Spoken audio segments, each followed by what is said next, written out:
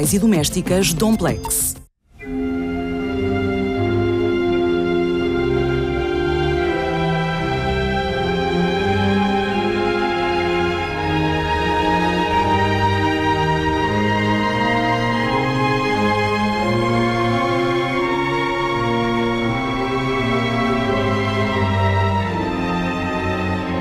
Fundada aqui no século XIII, esta igreja, em rigor, este lugar, foi palco de acontecimentos traumáticos na história de Portugal.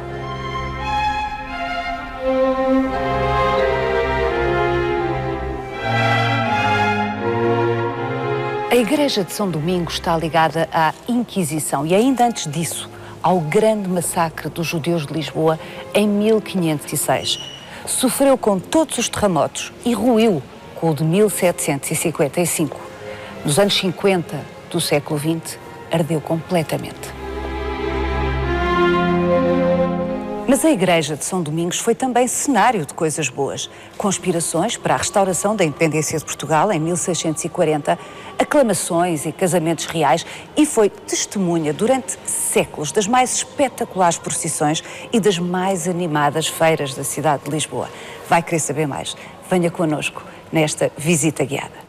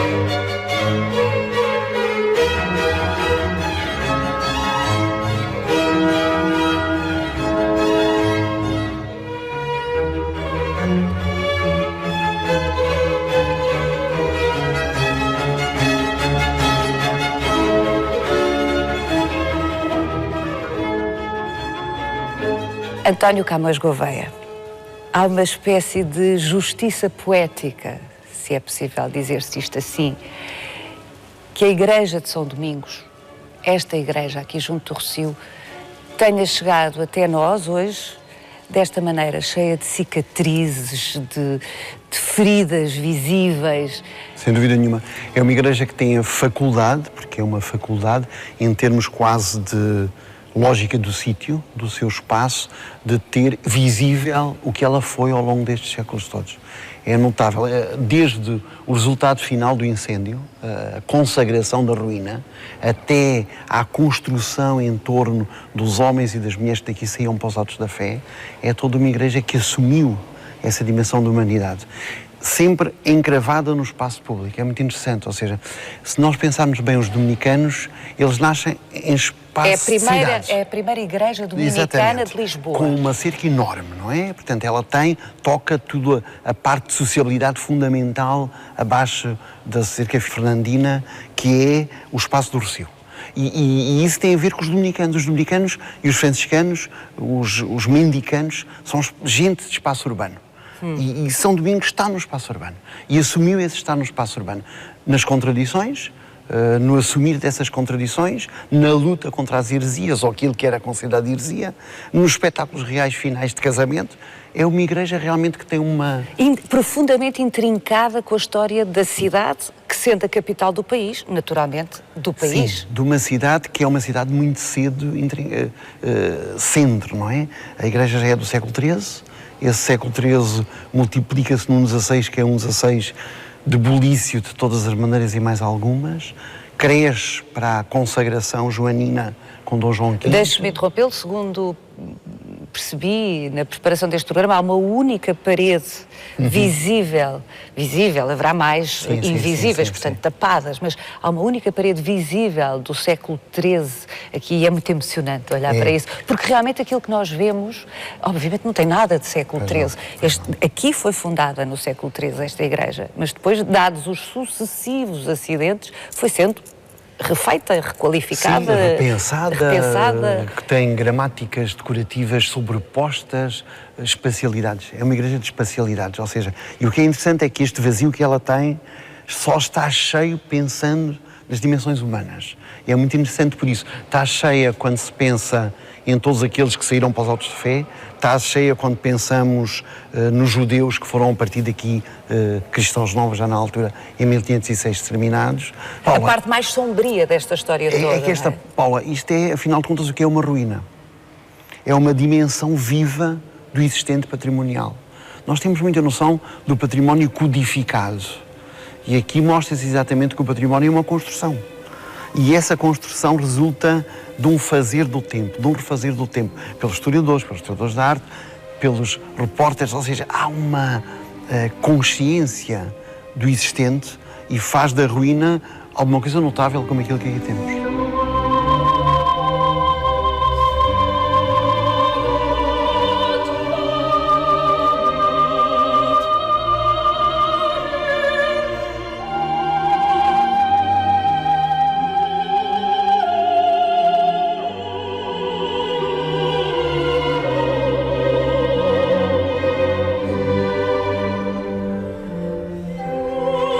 Da mais elementar justiça sublinhar o trabalho extraordinário que aqui foi feito na última intervenção de que esta igreja foi objeto pelo arquiteto José Fernando Canas, um funcionário público a quem foi, enfim, delegada a tarefa de intervir nesta igreja para a recuperar para uso depois do incêndio que ela sofreu em 1959. Esta obra é já dos anos 90, aliás, ela reabre ao público em 1995, mas eu sublinho a inteligência desta intervenção. Estamos a falar de 2.000 metros quadrados de teto, isto é um colosso, não é? Em que ele optou, ambos sabemos esta história, quer contar-nos? Não, sobretudo, ele optou por haver espaço, não teve medo de que a cobertura fosse envolvente, como ela era inicialmente, não é? E esta solução do esponjado do teto, que tem colorações diferenciadas, dá uma leveza, mas é uma leveza pesada, porque percebe-se que não é fictício, não é efêmero, é alguma coisa que está ali para durar. E tem uma beleza que depois resulta, e isso depois podemos falar, resulta claramente dos jogos de luz que estão por trás desta construção, claramente de feição final barroca, não temos dúvida. Dos muitos desastres que esta igreja sofreu, e protagonizou, aí tragédias humanas, mas desastres também. Evidentemente, o terremoto de 1755 destruiu-a liminarmente, não obstante ela ter sofrido com todos os terremotos de Lisboa, que foram muitos, muito mais do que o de 1755. Toda a cidade foi sempre sofrendo, há um levantamento desses terremotos, os terremotos são sucessivos, não é?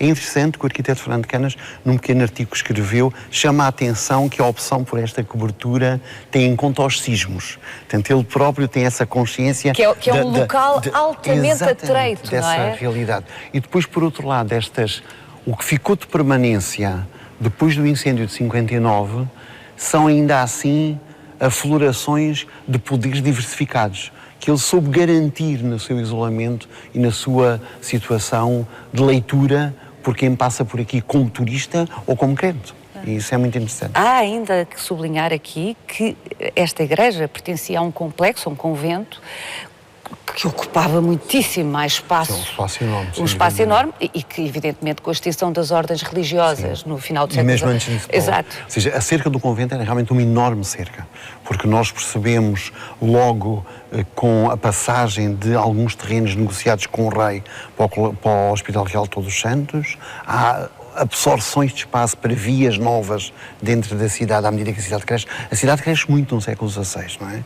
E, portanto, esse bulício da cidade do século XVI obriga, não só esta, mas muitas casas conventuais que tivessem que ceder espaço nas suas cercas. Esta foi uma delas. Claro, quando chegamos depois à finalização das ordens religiosas, nessa altura, então, foi terrível a derrocada. A igreja ficou, digamos que, desanexada daquilo que lhe pertencia e sente-se que toda ela... Claustro, que devia ser exatamente, maravilhoso. temos apenas um dos lados do claustro, portanto perdemos os outros três e tentar toda uma série de pormenores do edificado que se perdem e que tornam a leitura difícil.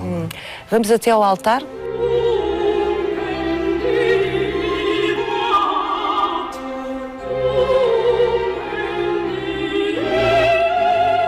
António, este altar, o que está visível deste altar, o que restou deste altar, ainda é bastante, para dar sobretudo a dimensão da escala disto, sim, não é? Sim. Foi mandado fazer por Dom João V pouco tempo antes do terremoto. Claro que ele não podia adivinhar. Em 1748, portanto, 7 anos do terremoto. Vale, ele podia adivinhar, como é evidente. É a evidência do barroco joanino, ou seja, a ostentação, a lógica litúrgica do próprio barroco, a preocupação com a entrada de luz, a codificação cenográfica do espaço, o assumir do trono eucarístico. Tudo isto é uma encenação que Dom João V recupera para dentro da corte, mas que continua a vivê-la na igreja. E Dom João V é claramente um homem de São Domingos, com esta intervenção e com as participações sucessivas que tem nos autos de fé, que ele gostava de presenciar. Nós já vamos falar sobre o processo da Inquisição, ainda que, e manda, enfim, o rigor que se sublinhe isto, de facto, o primeiro grande massacre de judeus em Lisboa foi muito antes de Dom João V, no tempo ainda de Dom Manuel, em 1506, e esse massacre foi instigado, enfim, está amplamente documentado isto, instigado por frades dominicanos desta igreja que instigaram o povo a perseguir aquilo que eles descreviam, à época, rigorosamente, como cristãos novos fingidos. Exatamente. Isso é flagrante, ou seja, nós sabemos, temos descrições, logo os cronistas imediatamente se referem a eles, Garcia de Rezende, Damião de Góis, todos eles falam do massacre que aconteceu aqui, com fogueiras levantadas pelo povo, depois de terem estropiado gente, morto gente, aqui logo em frente do lar de São Domingos. O rei depois tenta resolver a situação punindo dominicanos, o que não é muito normal, porque é uma incursão exatamente no foro eclesiástico, mas o que é certo é que foi terrível para a cidade. Provavelmente esse massacre que durou 3 dias... 3 dias, da Páscoa, sim. Não, enfim, terá durado mais, mas intensamente durou 3 dias, antes de ser estancado, esse massacre do povo de Lisboa, que se virou de repente contra pessoas com quem coabitavam pacificamente até à véspera, não é? Mas esse massacre provavelmente provocou mais vítimas, muito mais vítimas, que o resultado dos autos de fé. Nós já vamos ver como é que isso tudo se passava, porque de facto tudo se passava nesta zona aqui fora, entre esta igreja e o Palácio dos Estaus.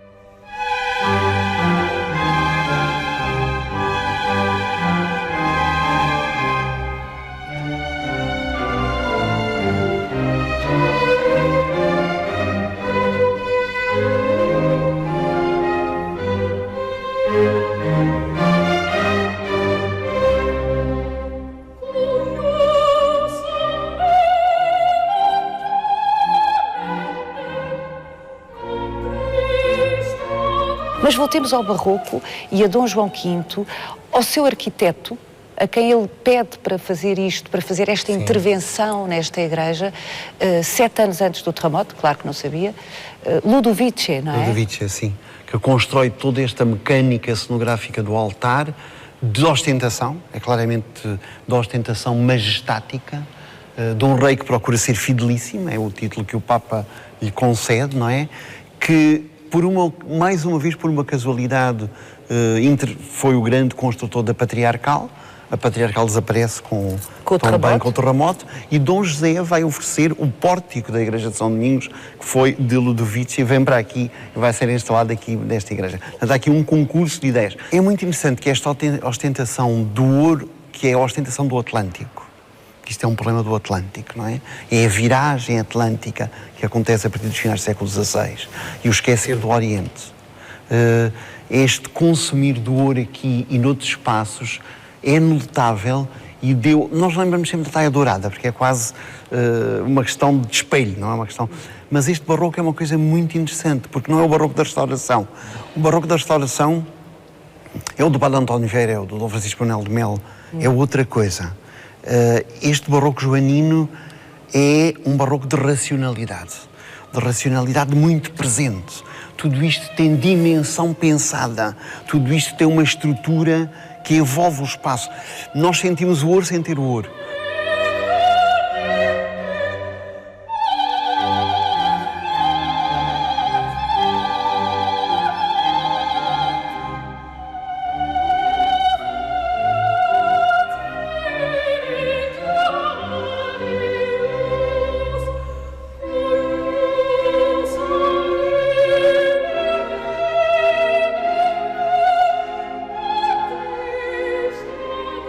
Sete anos depois de Dom João V ter encomendado a Ludovici, ao seu arquiteto, esta maravilhosa obra, de que vemos aqui o que resta, embora é o suficiente para imaginar a magnificência disto, terremoto, e portanto Dom José vai ser obrigado a intervir para recuperar esta igreja que ruiu completamente. E então, num pequeno espaço de tempo, há uma segunda intervenção necessária aqui, com dois arquitetos. Exatamente.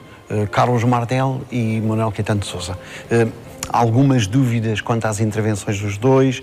Quem fez o quê? Alguns historiadores fazem predominar mais um do que o outro. Claramente são gente daquela escola de arquitetura que Dom João V preparou para fazer a grande cidade que ele não conseguiu fazer, não é? Dom João V... Que já estava desenhada quando foi o terremoto. Claramente, o Dom João V não teve a sorte de um terremoto. E, portanto... tudo estava construído e ele o que faz... Na cabeça dele. Exatamente, e dos seus arquitetos. Arquitetos engenheiros, arquitetos cenógrafos, arquitetos pintores, portanto, gente que sabia desenhar a cidade. Aliás, o António sublinhava uma coisa muito interessante. O terremoto de 1755 foi no dia 1 de novembro e em janeiro de 1756 já havia planos, ou seja, não era tecnicamente possível tomar. Algumas zonas afetadas pelo terremoto ficaram em muito mau estado, mas argumentando problemas de segurança, foram muito rapidamente destruídas por gente do Marquês de Pombal, porque era a maneira de alargar avenidas, de criar grandes praças, e portanto o terremoto também foi muitas vezes um pretexto, justificável com certeza, mas foi a maneira de construir uma urbanidade completamente nova. O que é que está visível do que os arquitetos de Dom José constroem aqui? Repõem um espaço da igreja, não é? Que tinha ficado completamente destruído, excepto aqui onde estamos no altar-mor, refazem um espaço, incorporam dimensões que já são de um barroco muito tardio, muito próximo de um neoclássico rococó, como quisermos, e fazem a incorporação da fachada. A fachada, que é a tal hipótese de Manuel Caetano de Sousa ou então Carlos Mardel. Em todo o caso é essa equipa. Exatamente. É essa equipa. Sabemos é que é o pórtico que era da Patriarcal. E é muito interessante porque é uma fachada... Da Sé Patriarcal que ruiu com 1750 e que era joanina. E que era de Dom João V, exatamente. Mas sabemos é que a exportação desse pórtico para aqui, por oferta de Dom José, é muito interessante porque cria uma fachada, ainda uma fachada de palácio, não é? Mais uma vez, e isso é talvez uma casualidade interessantíssima, que tem uma enorme janela sob o largo e sob o Rossio. Portanto, continua a haver a abertura para os fiéis entrarem, mas o próprio espaço, o edificado da igreja, abre-se sobre as sociabilidades da cidade. Por falar nisso, o que eu sugiro, António, é que nos desloquemos até à fachada da igreja, ao exterior da igreja de São Domingos, porque realmente tão importante como o espaço interior desta igreja, nesta história que nos está a contar, é o espaço exterior. Sim. E a gente. E o tanto que se passou lá fora.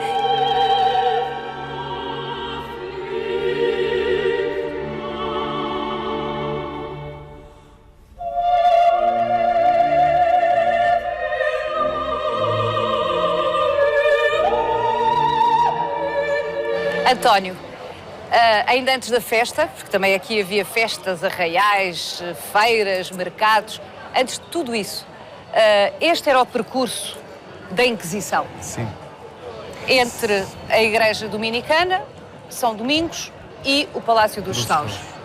Como é que as coisas se processavam aqui? Pois, o grande problema da Inquisição era exteriorizar a dinâmica de correção da fé, não é? Portanto, há, como em todos os espaços do antigo regime, uma preocupação com o préstito, com o desfile, para que as pessoas possam perceber, possam entender o que está a acontecer. E por isso mesmo, os condenados a diferentes graus de punição que iam para os autos de fé, tinham vestidos uns chambenitos, uma espécie de umas sacas que identificavam a sua punição. Se eram relaxados ao braço secular, ou seja, se eram entregues ao poder do rei, porque no fim de contas o rei, desde os tempos medievais, não alienava, não perdia o direito de matar. A Inquisição não tinha essa capacidade, portanto eram relaxados ao braço secular e depois então passavam para Portanto, quem aplicava a pena de morte eventual, sim, ou seja, por fogueira, e não era aqui que eles eram queimados, era lá embaixo na Ribeira, era o rei. De resto, Dom João V era um rei de tal maneira poderoso. Hoje é difícil aos portugueses imaginarem isto, não é? Mas era um rei de tal maneira rico e poderoso, tinha um império, apesar de não ter o título de imperador, tinha um império de tal maneira vasto, que ele se permitia amoar com o Papa. Eu acho isto, é preciso contextualizarmos a época, sim, não é? E conseguiu, Dom João V conseguiu transformar a sua capela, a capela do seu palácio, numa sede de uma diocese. Isto é extraordinário, não é? Portanto, e depois então são reunificadas outra vez, mas foi isso que aconteceu. Portanto, o processo inquisitorial terminava, depois todos os inquéritos e os processos judiciais internos nos estaus, até à punição. Eram os autos da fé.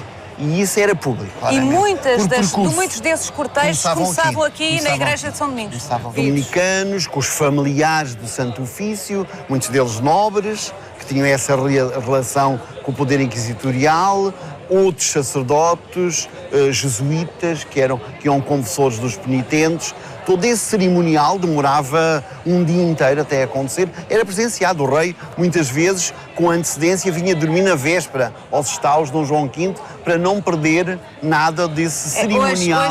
Hoje é perfeitamente não chocante. Perceber, não é? É perfeitamente chocante pensarmos nisso, mas há que entender todo o mundo religioso, e concretamente o católico aqui, como não podia deixar de ser, se projetava através do espetáculo, não é? E da convergência de poderes. Há ali uma convergência de poderes. É uma das formas que o rei tinha de se mostrar em público, era exatamente através da participação nesses préstitos, nesses cortejos. E o rei, eu conto-lhe uma história, o rei uma vez estava muito doente, era para ir para as Caldas fazer os seus tratamentos habituais e não foi, adiou para não perder o auto da fé que ia acontecer, veio dormir de véspera aos estaus para estar durante todo o dia a assistir ao cerimonial.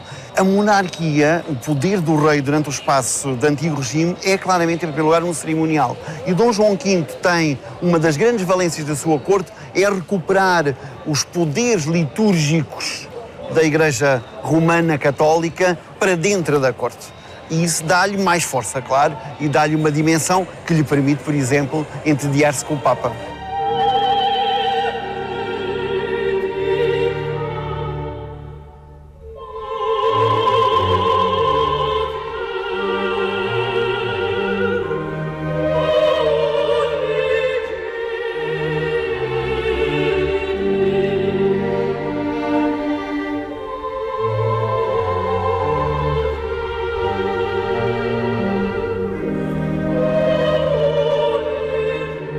Isto era o investimento que se fazia em tudo o que era cerimonial, ritual, religioso.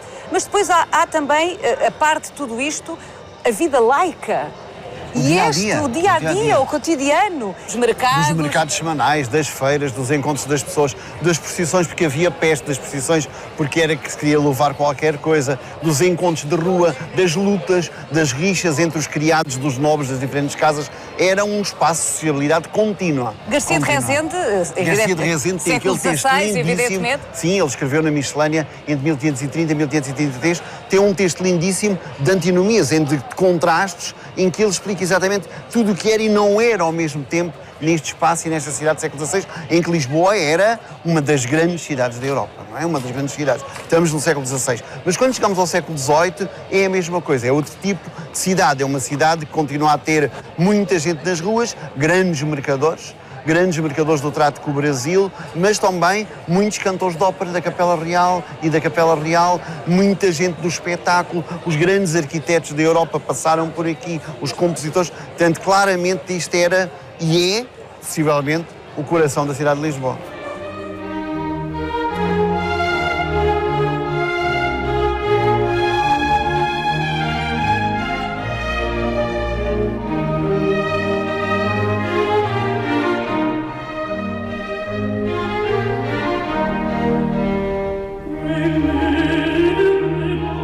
António, cada vez que entro na igreja de São Domingos é uma emoção.